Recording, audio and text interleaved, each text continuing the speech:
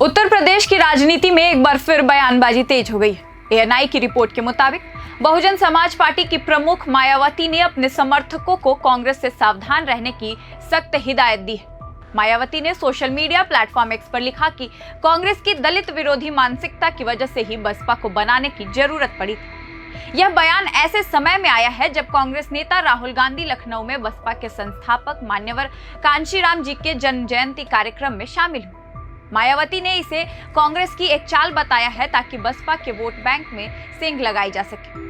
मायावती ने कांग्रेस के इतिहास पर सवाल उठाते हुए कहा कि जो पार्टी दशकों तक सत्ता में रही उसने कभी बाबा साहेब डॉक्टर भीमराव अंबेडकर को वो सम्मान नहीं दिया जिसके वो हकदार थे।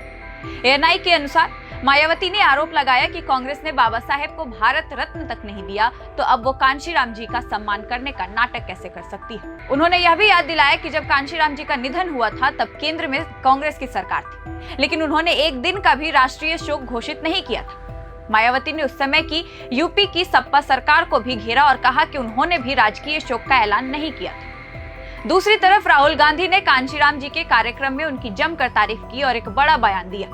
राहुल गांधी ने कहा कि अगर आज जवाहरलाल नेहरू जिंदा होते तो कांशीराम जी कांग्रेस की तरफ से मुख्यमंत्री होते। एएनआई की रिपोर्ट बताती है कि राहुल गांधी दलित वोटर्स के बीच अपनी पकड़ मजबूत करने की कोशिश कर रहे हैं और कांशीराम जी की विरासत को सम्मान देकर वो बहुजन समाज को कांग्रेस में जोड़ना चाहते हैं। राहुल ने इस दौरान सामाजिक परिवर्तन और समानता की लड़ाई में कांशीराम जी के योगदान को याद किया है। मायावती ने अपने कार्यकर्ताओं से अपील की है कि वे कांग्रेस और अन्य पार्टियों के इन हथकंडों से बचें। उन्होंने कहा कि कांशीराम जी ने 1984 में बसपा की स्थापना अनुसूचित जाति, जनजाति, पिछड़ा वर्ग और अल्पसंख्यकों को एक राजनीतिक ताकत बनाने के लिए की थी। एएनआई के मुताबिक मायावती ने अपने समर्थकों से 15 मार्च यानी कल कांशीराम जी की जयंती पर देश भर में आयोजित बसपा के कार्यक्रमों को सफल बनाने की अपील की है। उन्होंने साफ कहा कि दूसरी पार्टियां सिर्फ अपने फायदे के लिए कांशीराम जी के नाम का इस्तेमाल कर रही है, जबकि बसपा ही उनके असली मिशन को आगे बढ़ा रही है। तो कुल मिलाकर यूपी में दलित वोटों की सियासत अब और दिलचस्प हो गई है।